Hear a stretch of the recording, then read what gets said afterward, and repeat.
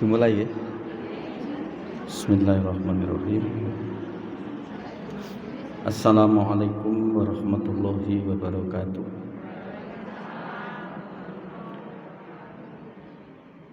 Bismillahirrahmanirrahim.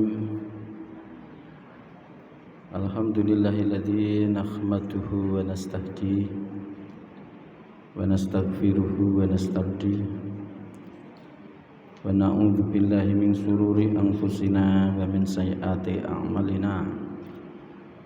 May yahdihillahu fala mudhillalah wa may yudlil fala hadiyalah.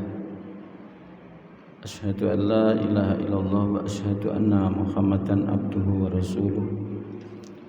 Allahumma shalli ala sayyidina Muhammad wa ala ali sayyidina Muhammad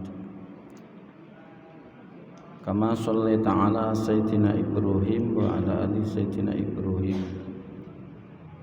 fil alamin innaka Hamidum Majid. Amma ba'du, la haula wala quwata illa billahil aliyil azim. Qala ta'ala fil kitabil karim, a'udzu billahi minasyaitonir rajim. Bismillahirrahmanirrahim. Subhanalladzi asra bi 'abdihi lailam minal masjidil harami ilal masjidil aqsal ladzi barakna haulahu linuriyahu min ayatina innahu was-sami'ul basir. Para alim ulama, para kiai, para ustadz, para ustazah, jamaah majelis taklim Istiqomah Qalbul Wahid yang dirahmati Allah semuanya. Alhamdulillah pada pagi ini kita bisa menyambung kajian kita pada bulan lalu. Mudah-mudahan hati kita dibukakan oleh Allah, dimudahkan untuk mendapatkan ilmu yang membawa manfaat, yang membawa berkah bagi hidup dan kehidupan kita. Tandanya ketika kita dapat ilmu, semakin selalu dekatkan diri kepada Allah. Itu tanda-tanda kalau ilmu itu manfaat dan berkah. Mudah-mudahan mengantarkan kepada kita untuk selalu mendapatkan ridhonya hingga sampai akhir hayat kita bisa husnul khotimah, dan mudah-mudahan nanti di akhirat kita dimasukkan surganya. Amin ya rabbal alamin. Allahumma shalli ala sayyidina Muhammad wa ala ali sayyidina Muhammad. Jangan sampai lupa selalu kita curahkan kepada junjungan kita Nabi besar Muhammad sallallahu alaihi wasallam beserta ahli baitnya, para sahabatnya, para tabi'in, tabi'unat tabi'in. Mudah-mudahan kita di akhirat bersama keluarga kita nanti diakui sebagai umatnya, dan mudah-mudahan bersama-sama kita mendapatkan syafaatnya. Amin ya rabbal alamin. Selama beberapa pertemuan, ibu-ibu semuanya saya ajak untuk wisata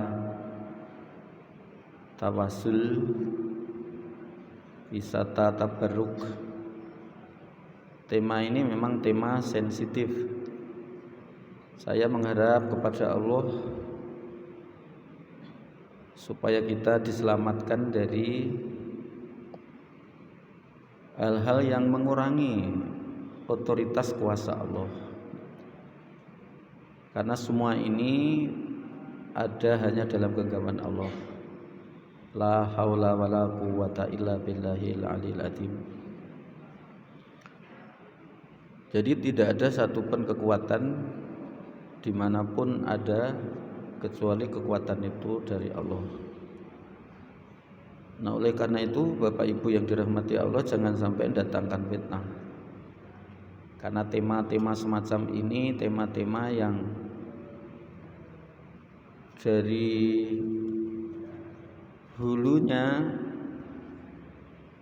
itu tidak mendatangkan problem, tapi setelah kehilirnya itu bisa mendatangkan problem, masalah. Nah, kira-kira paham tidak kemarin tentang tawasul kemarin? Tawasul itu apa kemarin? Ngambil berkah itu apa? Yang kemarin itu ya. Ah, itu jangan sampai lupa. Ya. Ya. Al wasilatu ila fulan kadza bi kadza ai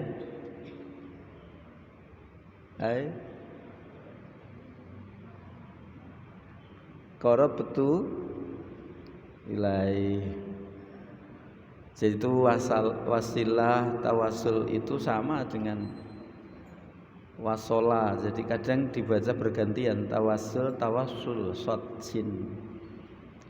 Itu bergantian, maknanya sama. Jadi usaha sungguh-sungguh untuk menemukan jalan pendekatan diri kita kepada Allah. Jangan sampai lupa. Kalau tawasul bi Asmaul Husna enggak ada masalah. Kalau tawasul kepada amal kita enggak ada masalah. Artinya ayatnya itu mutasyabihat, muhkamat, bukan mutasyabihat. Tawasul kepada Rasulullah dengan sholawat tidak ada masalah. Tapi ketika dikembangkan kepada orang-orang yang kita posisikan sebagai orang soleh, itu yang kadang-kadang datangkan ikhtilaf. Sehingga kajian yang kayak begini mestinya harus ikut, tidak ngomentari di luar, sehingga nanti paham jelas. Nah, mudah-mudahan apa yang kemarin tak sampaikan termasuk membawa berkah. Ustadz ini tadi ngambil berkah dari kajian ini, natakan ini, mempermudah yang ngaji ini tadi apa? Mengambilkan tadi ini, ya, itu berkah. Jadi ngambil berkah, termasuk mohon untuk didoakan, itu ngambil berkah. Berkah itu tambahnya kebaikan yang tidak seperti biasanya. Mestinya kalau tak jalankan sendiri untuk saya, tok terhenti di situ. Tapi kan ada yang bantu mengurangi beban saya ketika saya jalan di sini, meletakkan tas saya di sini. Ini namanya berkahnya, kebaikannya tidak hanya tak dapat, tapi juga didapat oleh Ustaz. Kita ngambil berkah kepada siapa saja bisa. Mohon maaf kalau sudah tak sampaikan, di Kediri ini ada teman saya yang juga dosen di Winsa. Sebenarnya asalnya Sidoarjo, tetapi nikah dengan orang Nganjuk, kerjanya di Kediri. Jadi apa namanya ini, perawat di rumah sakit yang tidak tak sebutkan. Nah, setiap hendak berangkat ke Surabaya, dosen itu kan habis sholat subuh. Itu mesti bersamaan. Saya bisa ngambil berkah dari situ. Rasanya tidak pernah dirinya membayar bis itu. Ketika saya ada, ya. Bahkan karena mungkin malu begitu, kan terlihat dari jendela kalau itu Ustadz ini. kemudian sudah masuk lewat belakang, aku tahu mesti tak bayari. Walaupun toh dirinya itu sudah bayar, tak suruh untuk mengembalikan. Saya ngambil berkah dari ustadz yang hendak mengajar di Surabaya.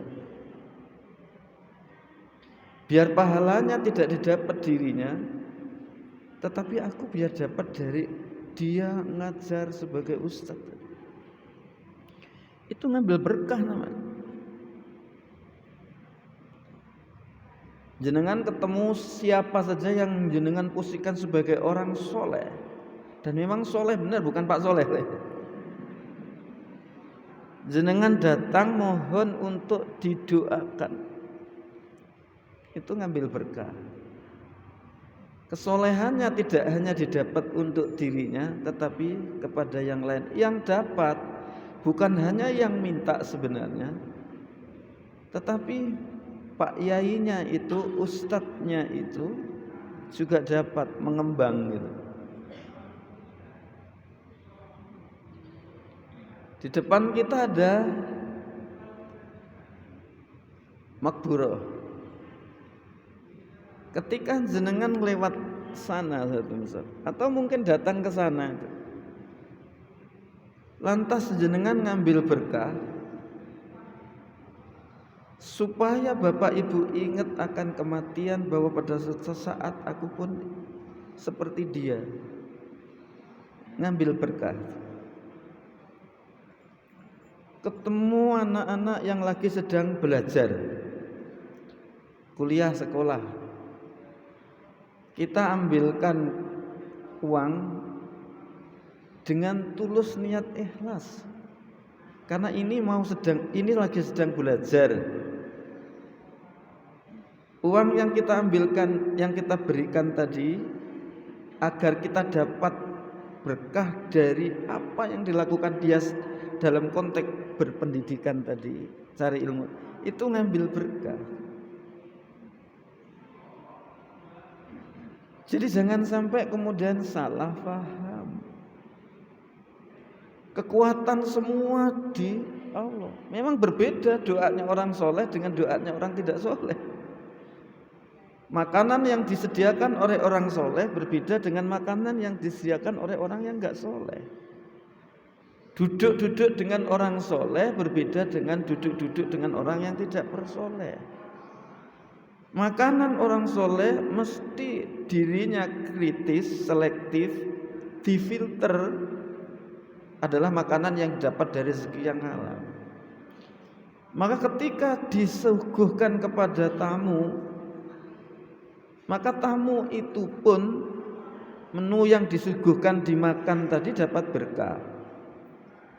Dari keberkahan orang soleh, si kiainya, ustadznya, ustazahnya, bunyainya tadi soleha, ya juga dapat, yang mertamu juga dapat.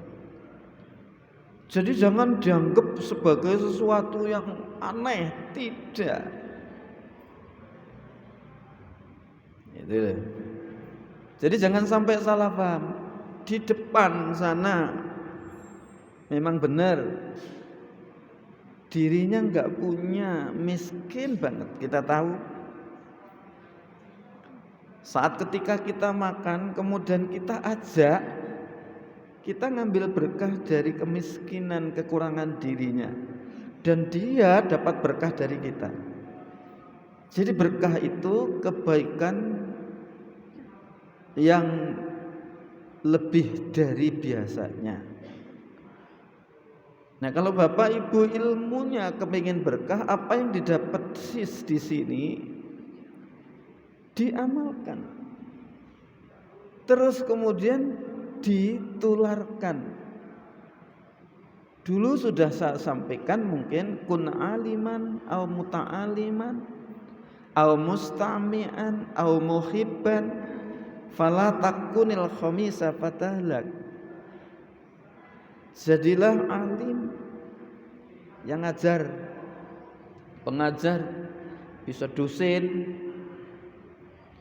bisa ustadz, bisa kiai, bisa alim ulama, alim dan kemudian ilmunya banyak. Aliman, al-muta'aliman yang belajar, yang nyatat kayak begini, kemudian dicatat di rumah, dikaji lagi, diklarifikasi lagi. Kadang tata pikir kita ini keliru, dapat langsung ditangkap, lalu lupa, nggak dikaji lagi, nggak kemudian dijalani. Selama saya di sini sudah banyak loh ilmu, banyak itu. Saya yakin kalau jalani, insya Allah biiznillah soleh soleha. Pokoknya dijalani. Kemarin saya baru ikut ngaji, Bu. Bukan saya yang ngisi itu.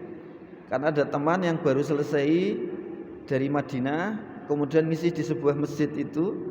Yang dibicarakan adalah di antara ilmu yang manfaat itu adalah ilmu yang dijalankan. Tapi barusan saja ini bicara tadi gitu, karena sebelum maghrib isya sampai isya, setelah muadzin azan dan azan langsung diiqomahkan. Kan ada sholat sunat. Mengapa tidak diberi ruang untuk sholat sunat qabla isya? Padahal tadi ilmu semakin tambah, semakin dekat dengan Allah.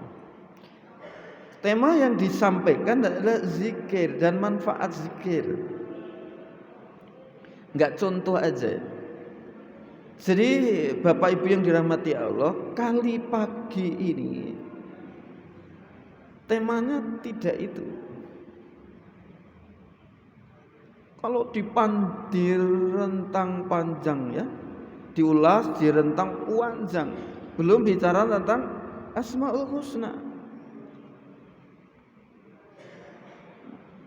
Asmaul Husna bukan hanya 99. Lebih dari itu tidak terhitung, tidak terhingga asma Allah. Itu aja yang ditetapkan, tapi di luar itu masih banyak asma-asma Allah itu. Saya di sini ini tajalli minallah. Bukti saya ini adanya Allah. Itu juga asma Allah, ayat Allah. Apa yang kita lihat, apa yang kita dengar, apa yang kita alami, itu tajalli, perwujudan Allah, realita adanya Allah. Jadi kalau misal satu persatu diurai 99 yang ada kesepakatan jumhur ulama itu, wah itu 1 tahun nggak selesai, bahkan bisa bertahun-tahun hanya Asmaul Husna aja. Nah, karena pada pagi ini kita berada di bulan Rajab, di sini banyak ngandung hikmah, menyimpan hikmah yang perlu kita angkat ke permukaan, kemudian dijalani gitu. Agar kita menjadi manusia yang sempurna, yang dikenal dengan insan kamil. Maka awalnya akan saya kutipkan tadi, tak bawakan kitab Lataiful Ma'arif Fima limawasimil ami minal wadhaif. Nah, nanti bisa juga dibuka, Bapak Ibu bisa buka di Sahih Bukhari, Sahih Muslim, Sunan Abu Dawud. Bab wazifatu syahri Rajab. Agenda yang bisa kita lakukan, yang bisa kita amalkan di bulan Rajab. Saya bacakan Bismillahirrahmanirrahim. kharraja fi sahihaini min hadithi Abi Bakrata anna nabiyya sallallahu alaihi wasallam khataba fi hujjatil wada'i faqala fi khutbatihi inna zamana qad istadara kahayatihi yauma khalaqallahu samawati wal arda as-sanatu isna asara syahron minha arba'atun haramun salasatun mutawaliyatun dzulqa'dati wa dzulhijjati wal muharramu wa rajabu mudharal ladzi baina jumadi wa sa'ban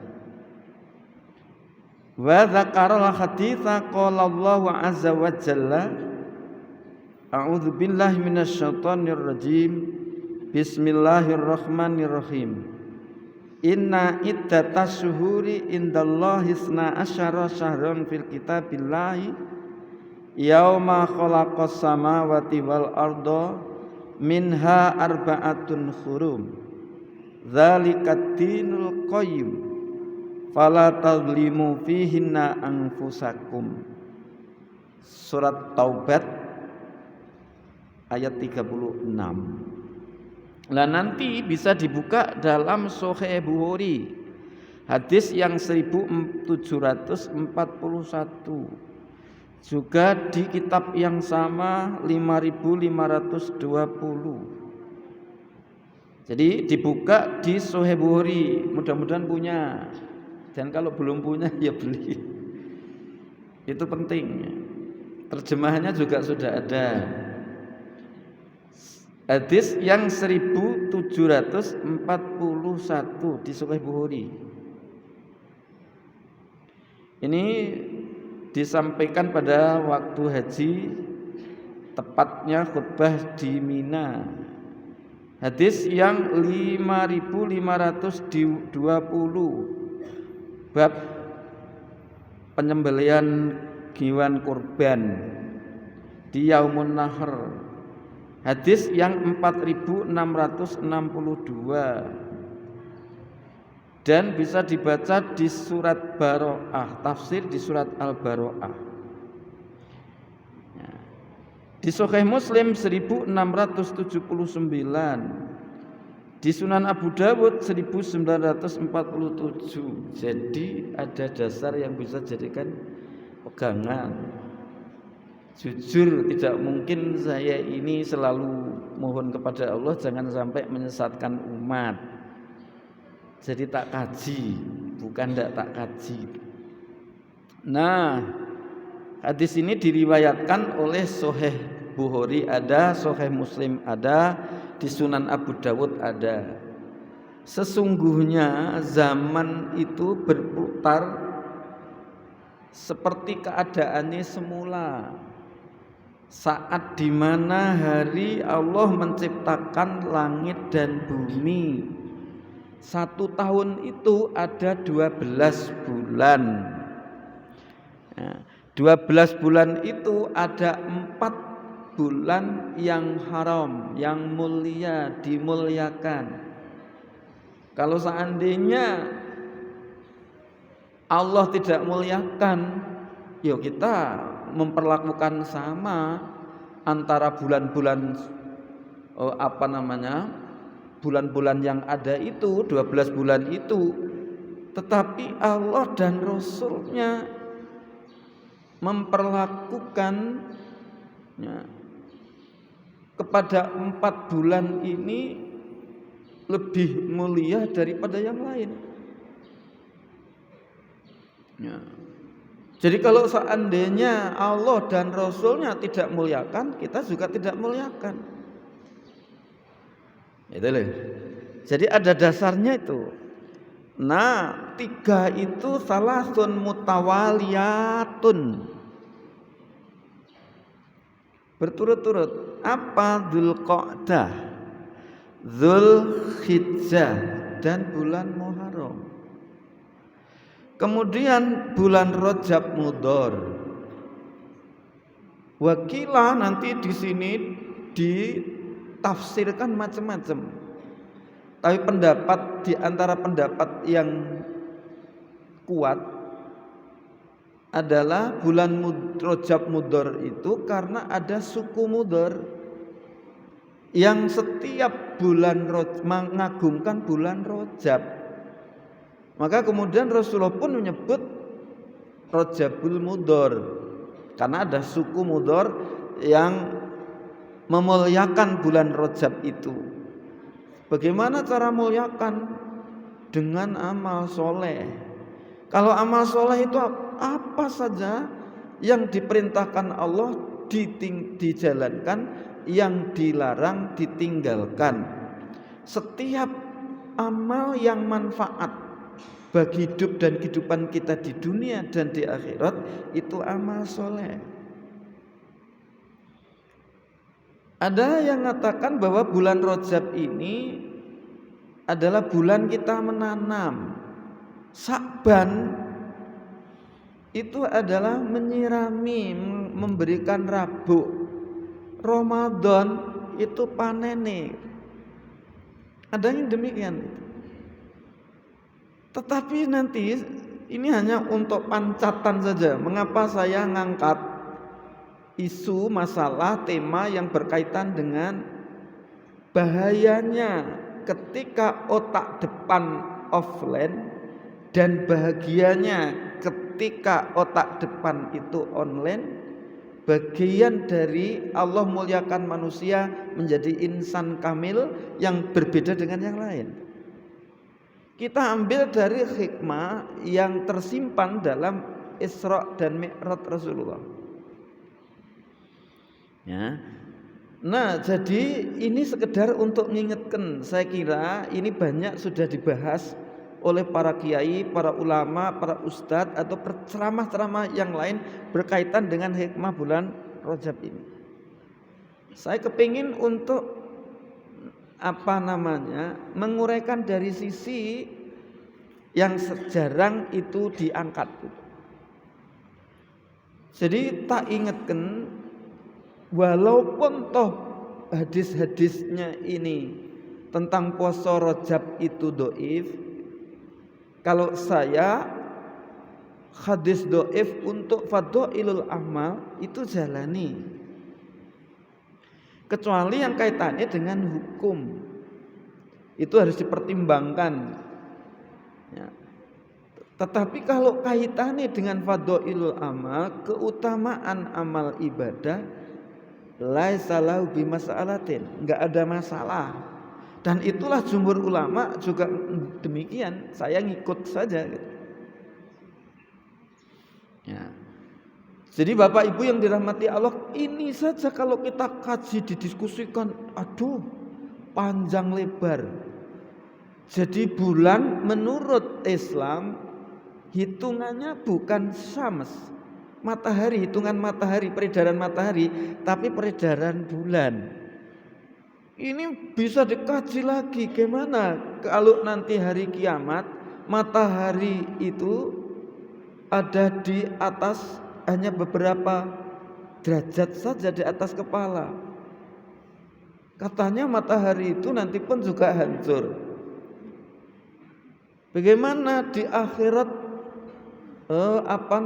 ini 1000 tahun di dunia itu hanya 1 hari atau 1 jam di akhirat. Hitungan di akhirat itu hitungan pakai apa? Pakai bulan atau pakai peredaran matahari? Bagi saya ini sudah melampaui wilayah berpikir kita. Ya. Itu ciptaan yang maha agung, itu ayat yang disampaikan oleh yang maha agung yang semuanya belum bisa kita nalarkan. Ya. Bapak Ibu yang dirahmati Allah, baik bicara tentang manusia. Itu tidak pernah henti-hentinya dibicarakan, tidak pernah habis-habisnya dibicarakan. Mulai dari Allah menciptakan manusia hingga sampai hari kiamat, tidak akan mungkin bisa mensikap, menyingkap, mengungkap tabir rahasia di balik siapa manusia itu. Hingga ada satu buku yang ditulis oleh seorang dokter, namanya Dr. Carrel, bahwa manusia itu adalah makhluk the man unknown, manusia yang tidak pernah dikenal. Nah, oleh karena itulah nanti Bapak Ibu coba di rumah dibuka ayat Al-Quran, dibuka Al-Qurannya di surat Az-Zariyat ayat 21. Surat Az-Zariyat ayat 21. Kalau surat Az-Zariyat ayat 56 bunyinya bagaimana? Ini populer dan itu jadi tujuan hidup kita. Apa?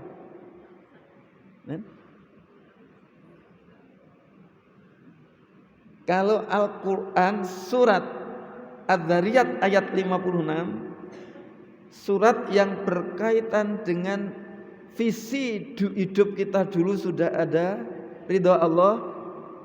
Surat Al-Hujurat ayat Al-Hijr ayat 28, 29, 30. Misinya surat Al-Baqarah ayat 30. Tujuannya surat Az-Zariyat ayat 56. Bunyinya bagaimana? Yang bisa boleh pulang. Gimana? Loh, itu kan penting sekali itu. Wama khalaqtul jinna wal insa illa liya'budu. Tidak kuciptakan jin dan manusia kecuali untuk ibadah. Tok, itu jangan sampai lupa. Kalau memang tujuan hidup kita itu menggapai ridha Allah, menjalankan tugas kekhalifahan di muka bumi ini, agar tujuan hidup kita tercapai, lantas mengapa kita muring-muring kalau hanya lantaran ekonominya kurang sesuai dengan harapan? Kalau memang tujuan kita ini untuk menggapai surga Allah, mengapa harus susah sedih? Halangnya lantaran istri dan anak gak sesuai dengan keinginan. Kalau memang harapan kita menggapai surga Allah, ridhonya, lantas mengapa kita susah sedih, muring-muring, terganggu emosi kita hanya lantaran sakit yang sedang kita derita? Maka tadi saya katakan penting, semua kembalikan sana. Kira-kira sehari semalam ini semua tak format hidup dan kehidupan kita untuk ibadah? Tidak. Kalau untuk ibadah yang lain, abaikan. Kalau sudah merasa Allah mengridhoi kita karena berada dari garis lurus siratal mustaqimnya, abaikan kekurangan-kekurangan yang lain. Itu sebenarnya akar masalahnya, mengapa kita ini kemudian bisa hidup bahagia atau hidup tidak bahagia di sini nih. Baik, sekarang yang ke 21 apa?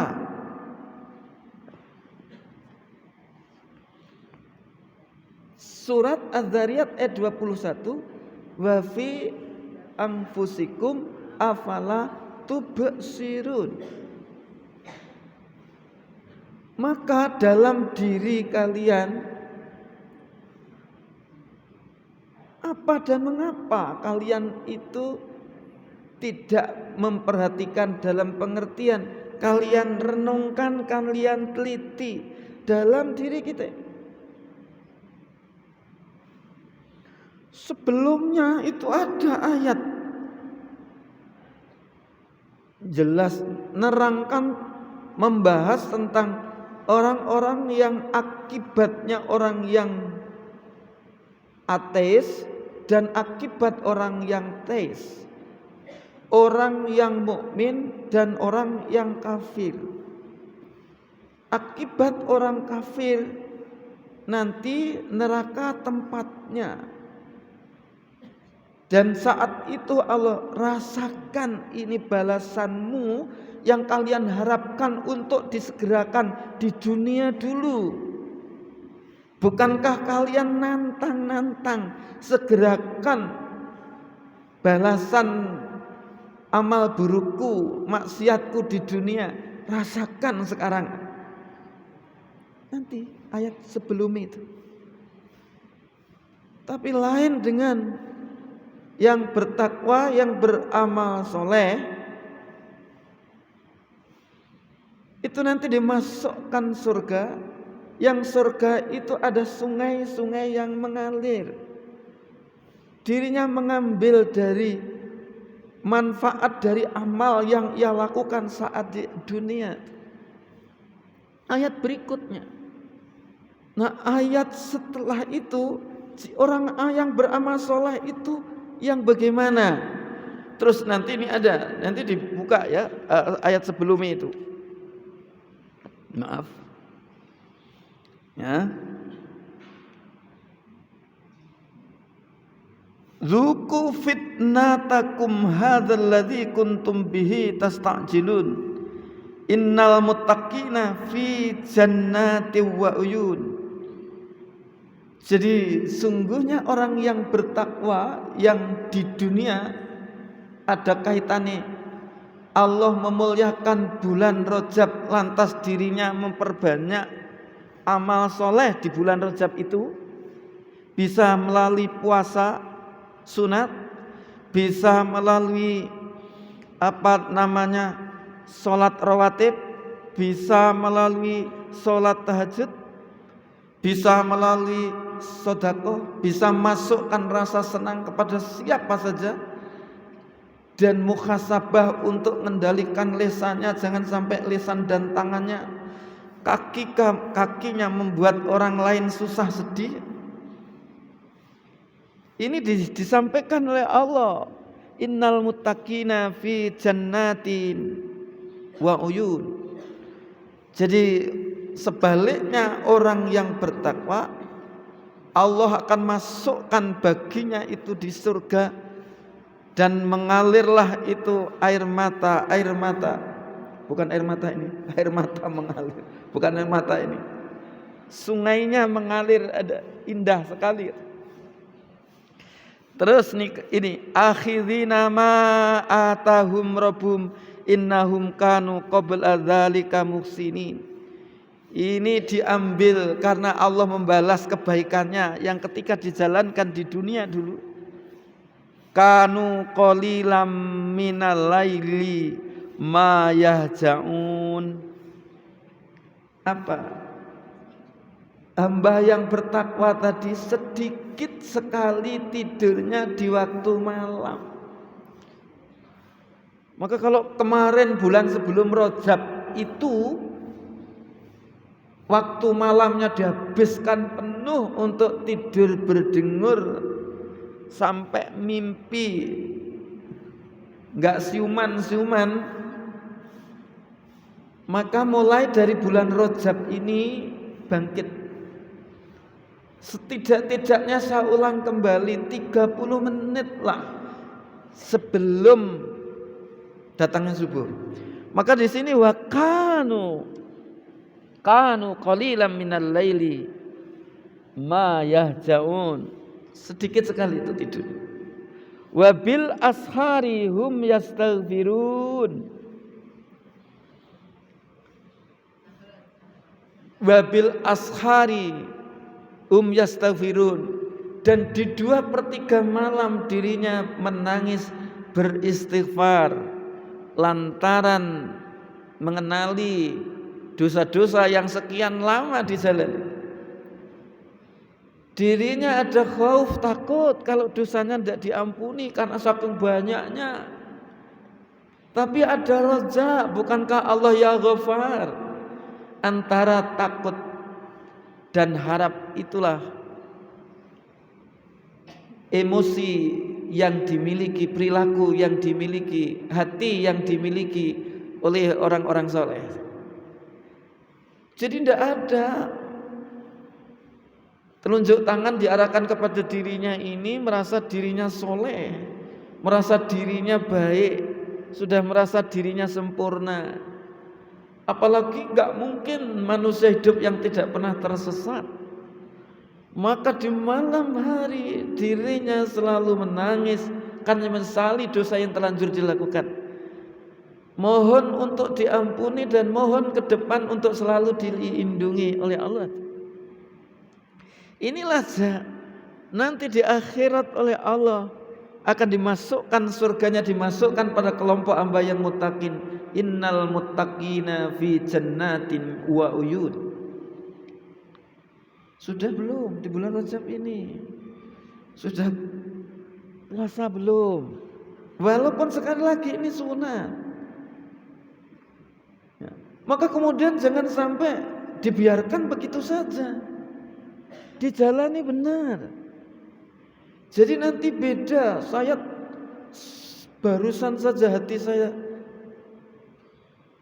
ada teman bicara, mungkin dirinya tidak pernah ngaji, saya bilang, wong sekarang itu ngaji dan tidak ngaji podo baik kok. Tertusuk saya ini, hati saya tertusuk. Wong sekarang ngaji tidak ngaji podo. Loh, kalau ngaji aja seperti itu, tidak ngaji apa mana? Enggak, tapi itu kan manusia orang semacam saya ini bukan ini. Kalau seandainya saya ngaji, jangan-jangan itulah manusia itu kompleks, unik. Itu manusia. Nah, oleh karena itu sak mampunya jalani. Tidak bisa tanggal 1. Ya tanggal berapalah? Yaumul Bait dipaskan. Rajab, kalau enggak ya Senin Kemis itu. Di Rajab itu ingat, karena Allah muliakan bagian dari aku, juga Allah perintahkan muliakan bulan Rajab ini gitu. Itulah. Nah, jadi teruskan ini. Kanu qalilan minal laili ma yahjaun innal wa bil ashari hum yastaghfirun. Jadi saat di waktu sahur 2/3 malam yang terakhir dirinya beristighfar. Astaghfirullahalazim. Astaghfirullahalazim. Astaghfirullahalazim. Rabbighfirli wa atubu ilaih. Rabbighfirli wa atubu ilaih. Tapi ingat, jangan dipersepsi, nanti akan tak sampaikan. Jangan hanya dipersepsi, terhenti di lisan. Coba hatinya digerakkan. Yang istighfar itu hatinya. Rabbighfirli wa atubu ilaihi, ya Rabb Tuhanku, aku bertobat, mohon ampun atas segala dosa yang terlanjur kami lakukan. Ya Allah, ya Rabb, ya Allah, ya Rabb. Nangis. Sadar tidak ada orang yang tidak pernah bersalah, tak pernah berdosa. Kalau di situ muncul ada dosa dengan suamine, pagi segera minta maaf kepada istrinya, minta maaf kepada anaknya, minta maaf. Itu buat dari muhasabah tadi. Jadi itulah Rajab membawa berkah bagi kita karena nambah amal ibadah kita. Wa fi amwalihim haqqul lisaili wal mahrum. Ingat, yang Allah lapangkan rezeki kita, dimudahkan rezeki kita. Di rezeki kita ada bagian dari orang-orang yang membutuhkan, anak yatim, janda-janda yang tidak punya sumber ekonomi. Apalagi kondisi semacam sekarang, banyak orang yang butuhkan bantuan dan uluran tangan dari kita. Wahai siapa saja yang oleh Allah diberi kemudahan untuk mendapatkan rezeki lapang, bantulah sana. Terus kemudian di sini ada wal mahrum. Nah, wakilah dalam tafsir ini disebutkan yang orang yang minta-minta dan orang yang tidak minta-minta. Ada orang yang enggan untuk minta-minta, malu dirinya ketika dirinya itu minta-minta. Maka itu pun ada baginya untuk bagian dari harta tadi. Dirinya tidak minta-minta, tapi kekurangan. Kita datangi, kita kasih. Itu diantaranya pesan ayat ini, wa fi amwalihim haqqul lisaili wal mahrum. Jangan sampai ketika kita tidur kenyang, lantas ada saudara, tetangga, teman yang lapar. Nah, itu. Nah, ini bulan Rajab kan? Nah, kita ngambil wa fil ardi ayatul lil mukinin. Nah, ini dan di bumi ini ada tanda-tanda kuasaan Allah bagi orang yang beriman, yakin. Tadi yang tak sampaikan semua itu adalah tanda-tanda kekuasaan Allah. Terus wa fi anfusikum afala tubsiru. Dalam dirimu, wa fi anfusikum, pada dirimu, di dalam dirimu, di dirimu itu ada tanda-tanda kekuasaan Allah. Bila mana apa mengapa kamu itu tidak perhatikan? Bapak Ibu yang dirahmati Allah. Jadi kalau kita bicarakan tentang manusia, nggak akan pernah habis-habisnya. Nah, sekarang manusia yang sempurna itu yang seperti apa?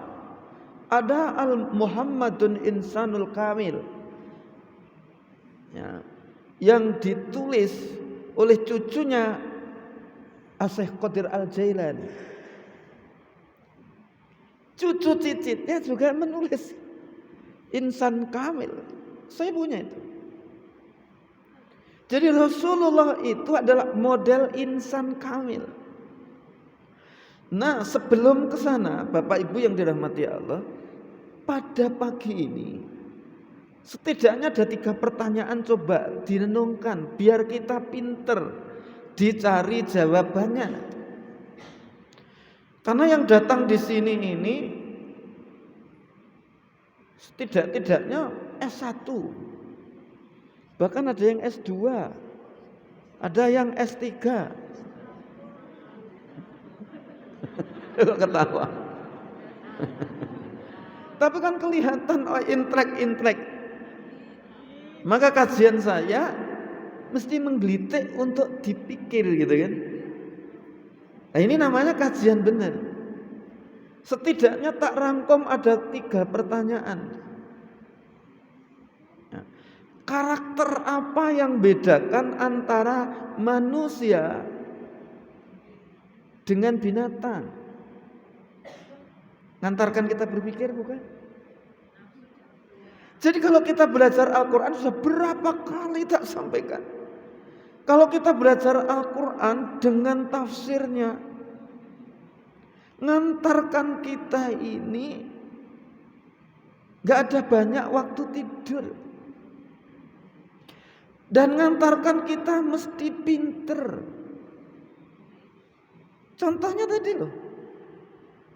Sekarang tanyakan, wa fi anfusikum afala tubsirun, belum sampai alam semesta tadi. Wa fil ardi ayatul lil mukinin. Belum sampai itu, dalam diri kita sendiri. Bapak Ibu yang dirahmati Allah, barusan saja saya dapat kitab syarah Nahjul Balaghah. Jadi riwayat perjalanan hidup Sayyidina Ali, sahabat yang termuda, yang cerdas, yang soleh, pemberani, itu adalah diantaranya adalah Sayyidina Ali. Sejak usia 6 tahun sudah dipelihara ikut Rasulullah. Rasulullah wafat usia 33 tahun, masih muda. Diambil menantu. Dirinya dikenal dengan Abu Turab, bapak debu, karena tidurnya sering ngelipus di dalam masjid, yang masjid saat itu bukan seperti masjid Aulia ini. Jadi masjidnya ya pasir. Maka kalau saat misal tidur semacam ini, ya ada bekas, maka disebut dengan bapak debu, sering lipus di masjid. Melipus itu ya tidur seperti tidur di masjid, melungker di masjid. Dirinya itu pintunya ilmu. Kanzul ilmi itu Rasulullah. Rasulullah sendiri itu yang matur.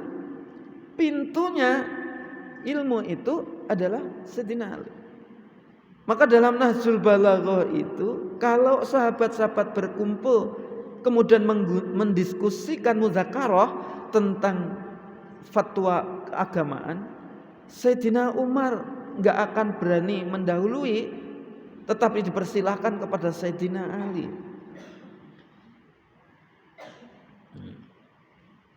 Sayyidina Ali dapat gelar karamah wajah. Semoga Allah memuliakan wajahnya, karena ini terhindar dari maksiat. Sayyidina Ali maka disebut Imamul Ma'arif. Ilmunya imamnya orang-orang hamba-hamba Allah yang arif setelah Rasulullah. Lagi-lagi kalau saya bicara tentang Sayyidina Ali, nanti Pak Soleh si kacau kalau kayak begini nanti. Ya, saya membaca di sejarah kok itu. Kalau tidak begitu diambil menantu, nggak akan diambil menantu oleh Rasulullah. Kalau kita belajar tasawuf hidup zuhud, belajarlah kepada Sayyidina Ali. Siapa yang berani, yang datang sini, termasuk Soleh pun, lebih mikirkan umatnya daripada anaknya. Anaknya dikorbankan untuk lapar, tapi hartanya diberikan kepada orang yang amat sangat membutuhkan. Dikorbankan anaknya, tidak berani. Kita mesti cari dalil sedekah yang paling utama pada istrinya, pada suaminya, nanti kepada anak keluarganya, baru nanti tetangganya, kan begitu. Cari dalil-dalil. Sayyidina Ali tidak begitu dihadapkan orang yang membutuhkan, punyanya itu dan dirinya minta tolong, berikan. Padahal itu uang belanja untuk anak ini, nggak tak ulang. Nah, ini sudah pernah tak sampaikan. Ingat itu tadi, zuhudnya. Bagaimana menantu Rasulullah tukang ngambilkan air.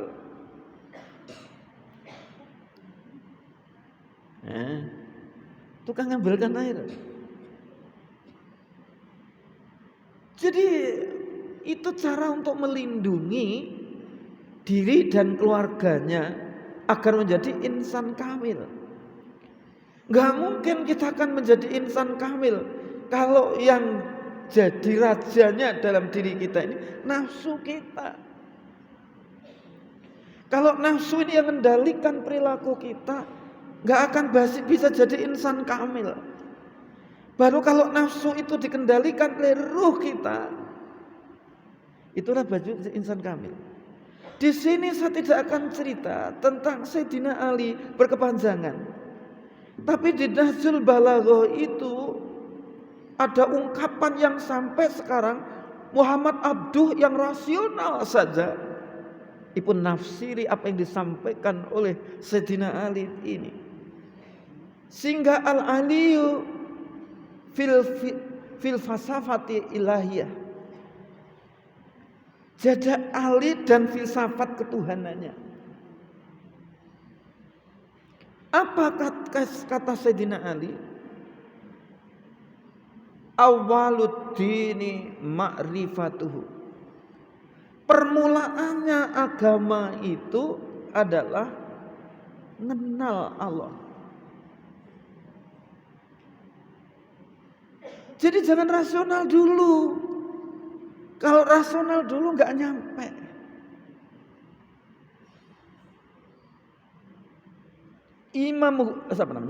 Sayyidina Ali pesan ini. Iman dulu, yakin dulu, baru nanti kalian akan sampai kepada akalmu yang sehat. Jadi awal permulaan kita beragama ini mengenal Allah. Ya.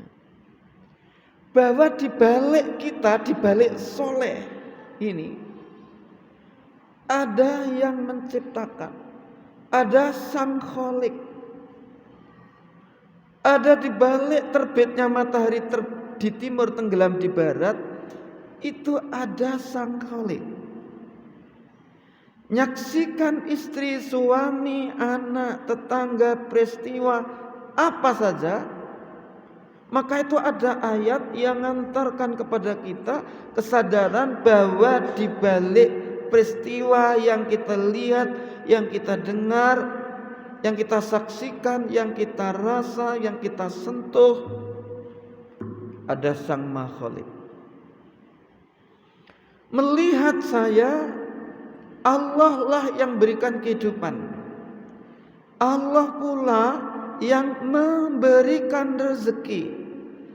Allah pula yang menyelamatkan. Akhirnya nanti pula Allah yang akan cabut nyawa dari ubun-ubun kita. Itu makrifat kepada Allah. Ingat bahwa dalam diri manusia itu tidak hanya fisik tok, tapi ada nafsu, an-nafs, ada ar-ruh yang sampai sekarang dan insya Allah sampai akhir zaman masalah ruh gak akan tersingkap secara terang benderang.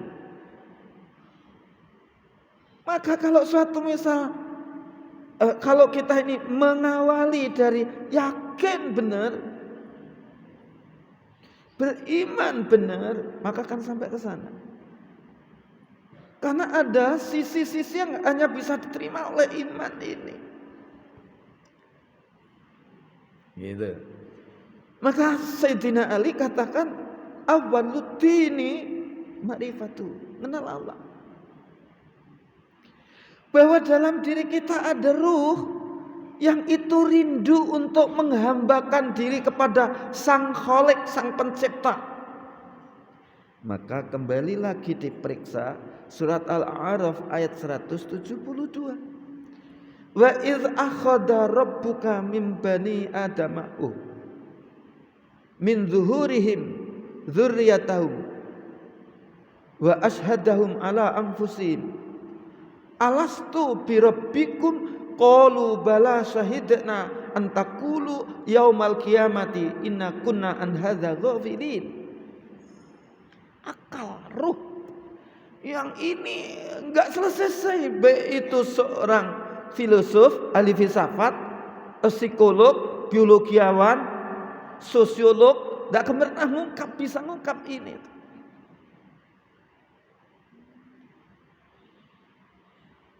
Nah, ingatlah ketika Tuhan mengeluarkan anak cucu Adam dari sulbi mereka, dari sulbinya. Wa akhadha rabbuka min bani adama min dzurriyyatahum wa ashhadahum ala anfusihim. Lantas Allah memberikan akal ruh. Tadi berarti akal dengan ruh sama. Akal enggak sama dengan pikiran. Ngantarkan pinter kan?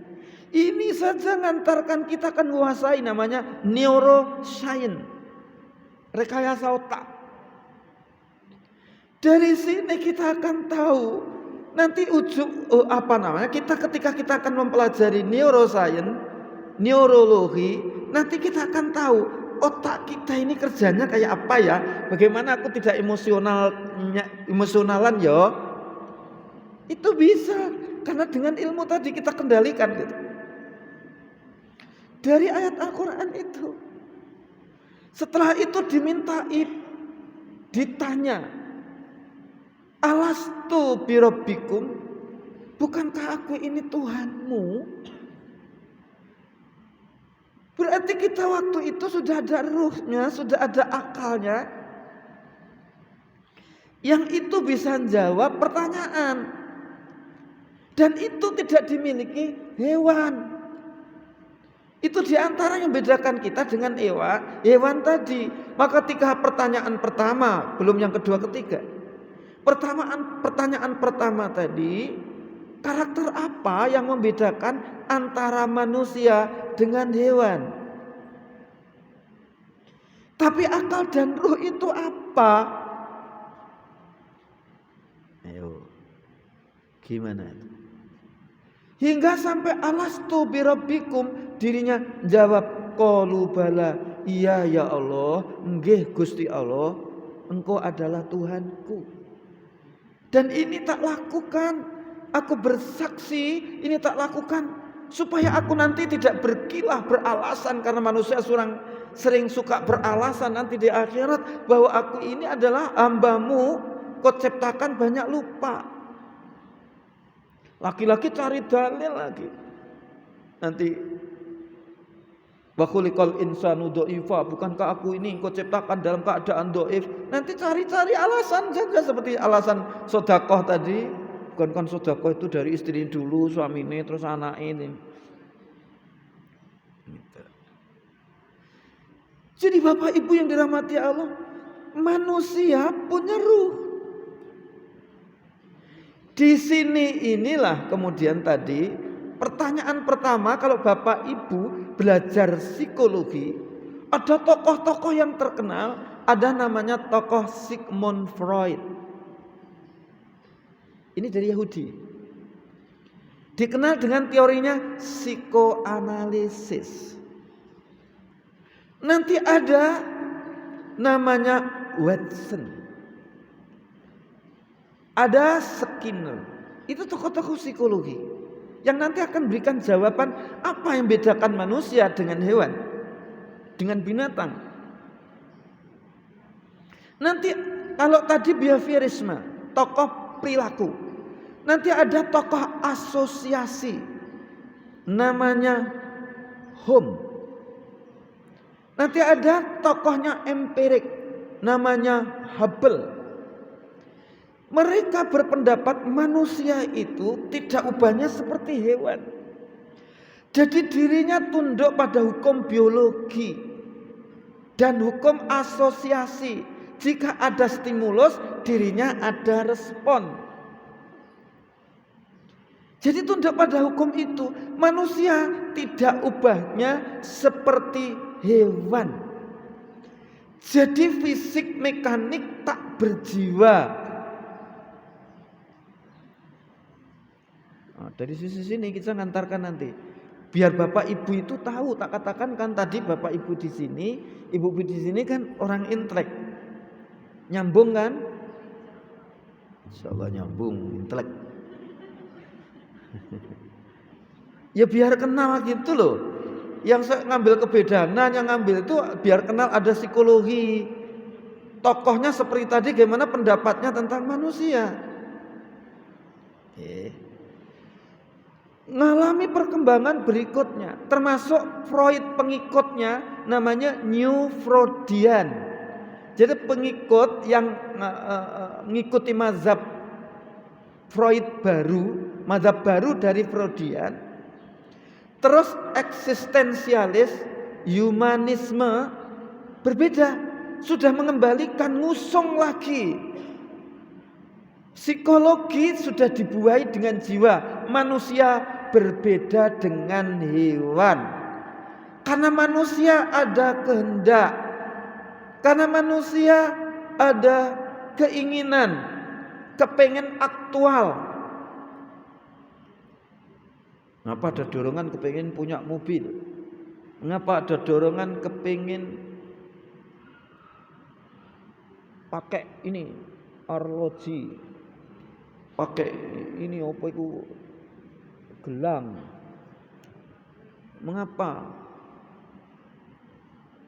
Ini menunjukkan kita beda dengan hewan. Hewan tidak pernah seperti itu.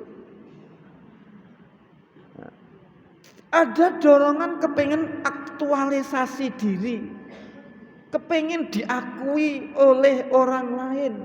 Hewan tidak ada itu. Kepengen diakui oleh istrine, kepengen diakui oleh suamine, kepengen diakui oleh anake, kepengen diakui oleh tetanggane bahwa dirinya itu eksis, enek, ada. Lah itu nggak ada di hewan.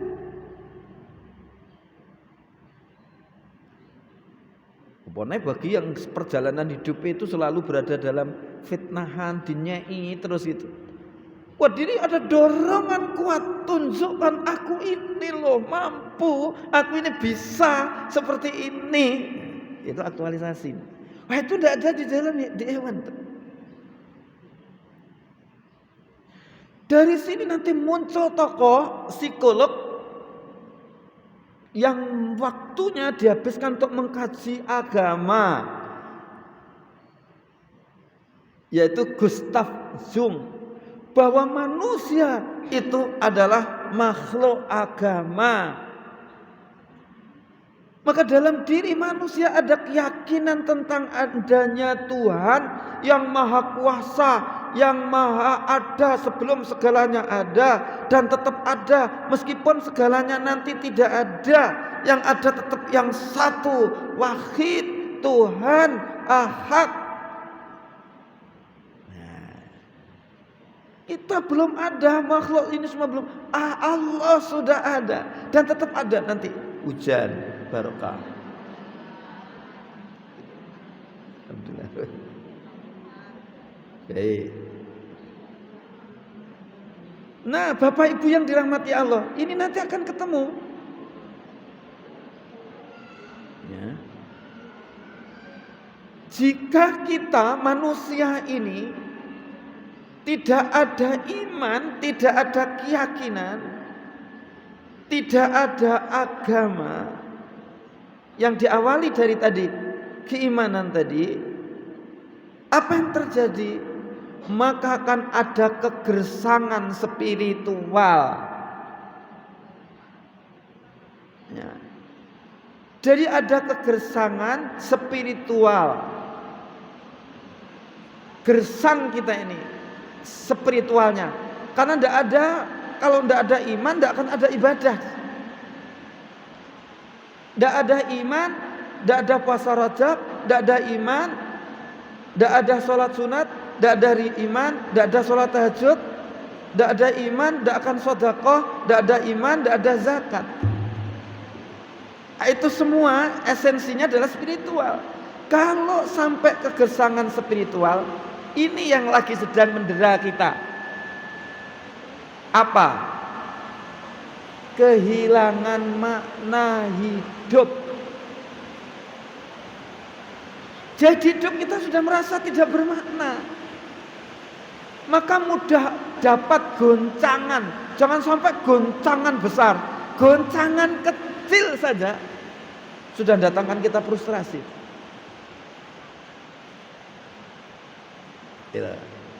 Paham ya di sini? Inilah pentingnya iman itu harus dipupuk terus. Bapak Ibu datang sini ini untuk pupuk iman ini gitu loh. Biar tahan banting. Biar tidak mudah goncang. Ya karena iman. Kalau sudah imannya kuat, spiritualnya juga bagus, maka kemudianlah dirinya terasa dalam kondisi apapun bermakna. Gak ada yang dialami kecuali itu ada nilainya, ada maknanya. Apa yang ada ini loh bermakna semua, ya kan? Kalau sudah kehilangan makna, bisa bunuh diri.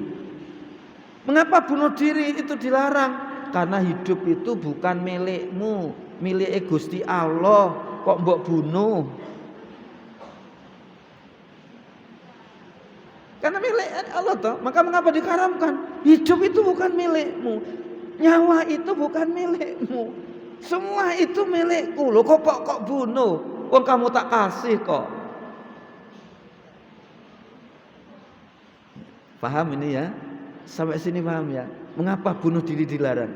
Surat Yusuf ayat 78. Coba nanti.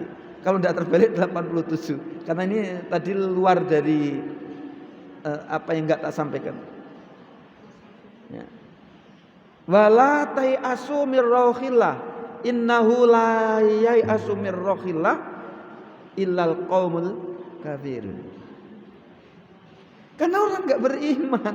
Kalau orang beriman tahu bahwa kehidupan bukan milik Kalau sudah milik bukan milik ngapain? Hitam, putih, kuning, merahnya kehidupan dalam genggaman Allah.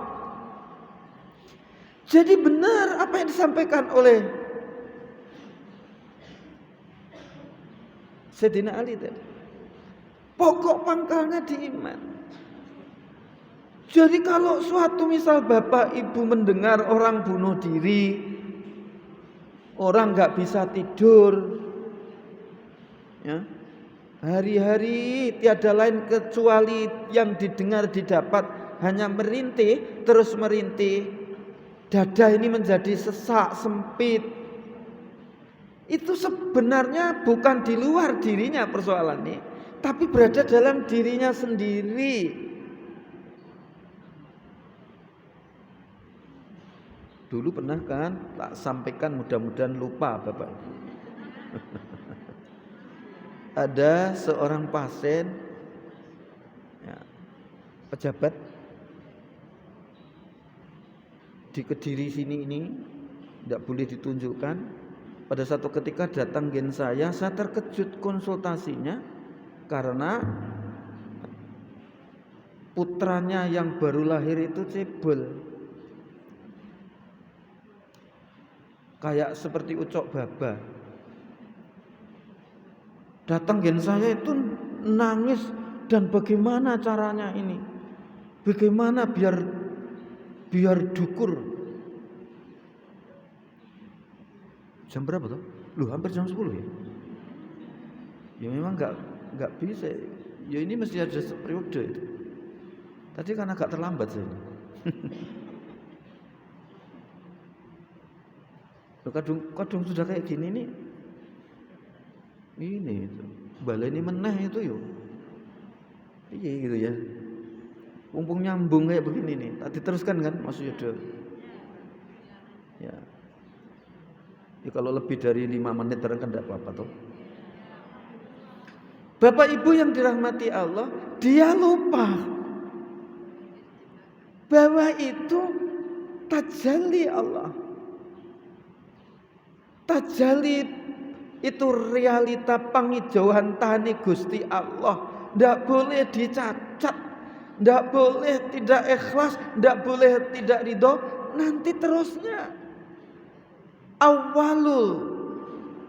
awwaluddini ma'rifatuhu wa kamalu ma'rifatihi at-tasdiqu bihi wa kamalu tasdiqi bihi wa kamalu tasdiki tauhidihi wa kamalu tauhiduhu wa kamalu tauhidi al ikhlasulah.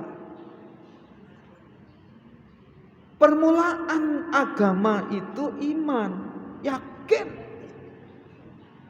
bahwa di balik ini ada kuasa Allah,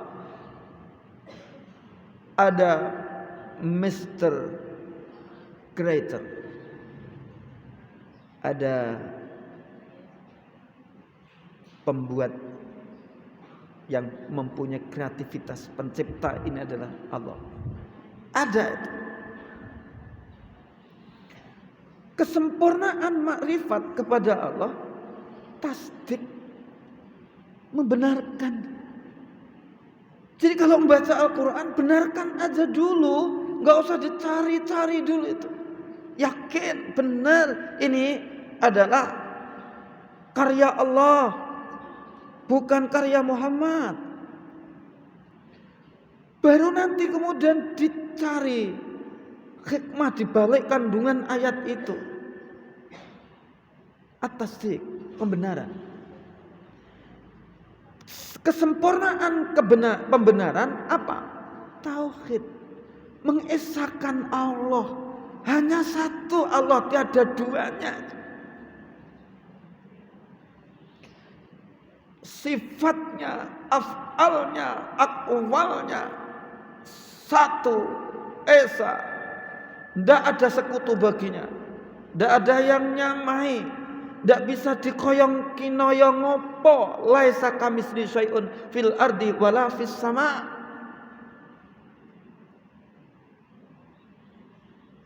Terus ikhlas tadi. Kalau orang tidak ikhlas, tidak ridho dengan apapun yang diberikan Allah kepadanya, karena enggak ikhlas dan itu merasa diklaim itu milikku, enggak ngerti itu milik Allah, titipan Allah. Kalau sudah demikian, tanyakan sholate, baca Allahu Akbar tidak.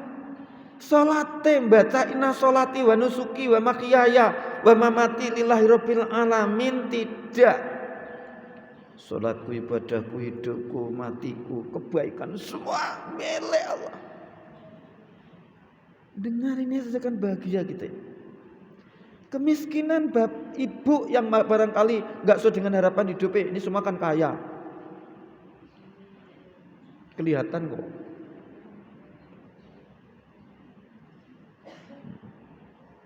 Jangan sampai merasa miskin ya.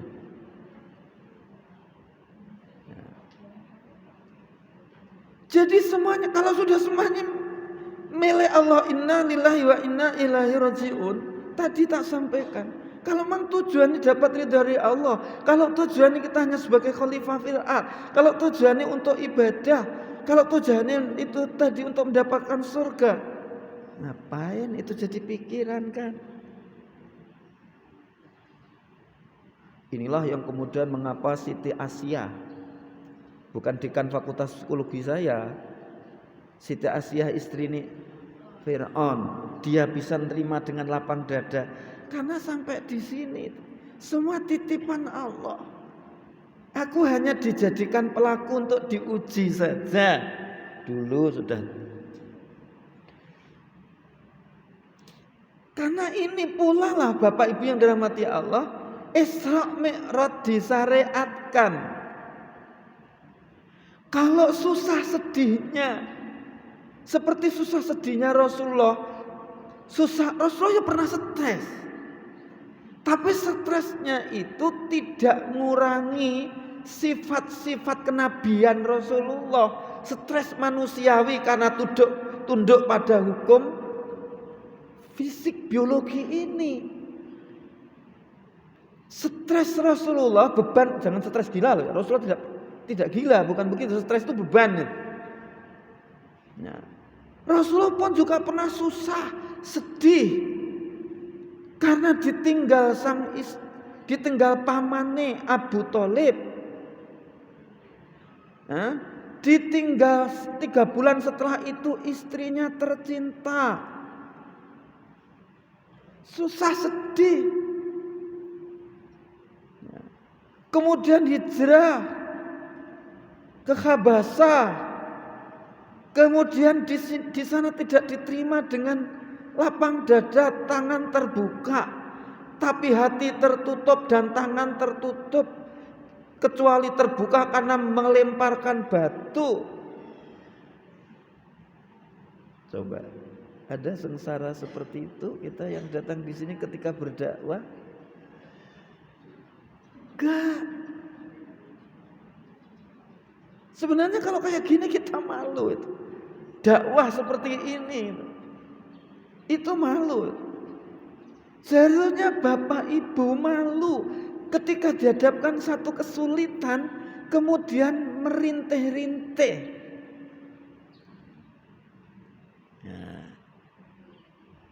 Kalau merintih-rintih ya tadi, tanyakan Allahu Akbarnya, tanyakan inna sholati wa nusuki wa mahyaya wa mamati lillahi rabbil alamin. Jadi sudahlah apa yang ada, tiada lain. Aku syukur, ini miliknya. Aku ndak bunuh ke diri. Enteng kalau hanya diuji suami.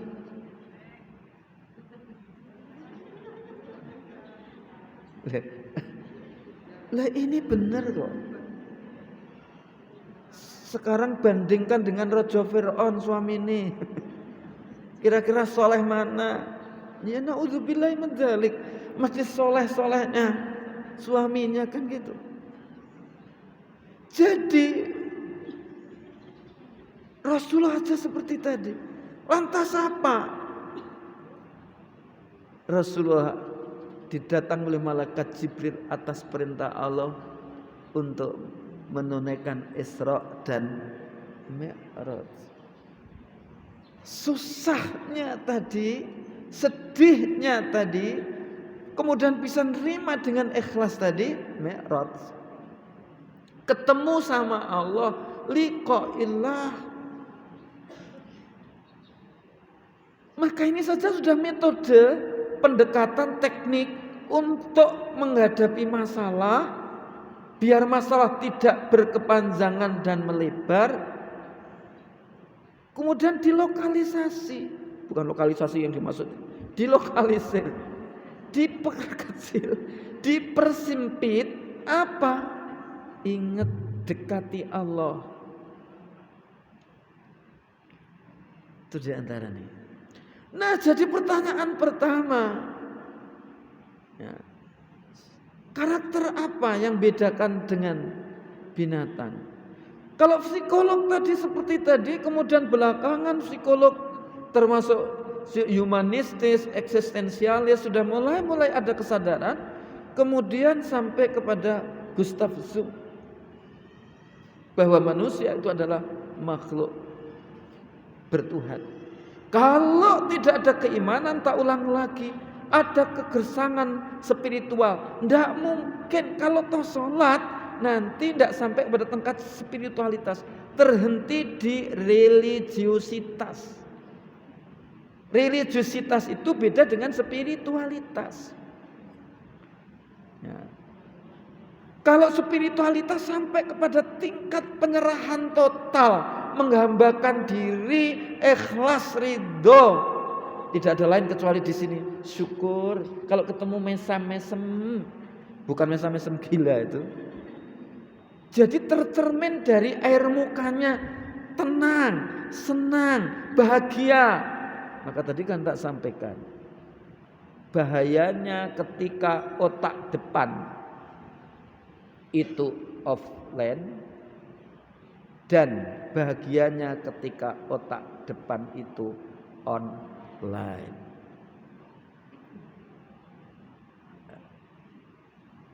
Jawaban yang kedua, ketiga belum mungkin tak sampaikan. Mudah-mudahan masih ada umur panjang untuk nanti bisa ketemu lagi. Insya Allah nanti jauh lebih dahsyat. Biar ikut. Nah, ikut kuliah ini bisa sampai ini kuliah di S3 loh. Bicara tentang ini kan S3 ini. Bicara tentang ini tadi kan. Tapi kan tambah ilmunya kan. Jadi yang membedakan tadi apa? Akal imani. Maka kemudian Rasulullah Mi'raj itu ruhnya. Nanti belum bagaimana perjalanan Rasulullah. Kalau itu sudah banyak dini, tapi saya akan melihat otak kita ini dibagi menjadi berapa. Gimana bisa mengendalikan enggak emosionalnya biar stabil. Terus kemudian ketika kita mendapatkan hantaman, seberapapun hantaman beratnya hantaman itu, tapi kita tetap kokoh kuat. Nah, insya Allah nanti kita analisis, kita kritisi mulai dari nanti otak kita ini nanti ya. Apa yang dimaksud dengan otak depan dan seterusnya. Nah, di samping nanti ini kita lanjutkan tafsir tadi. Saya kira demikian, mudah-mudahan apa yang tak sampaikan itu gimana?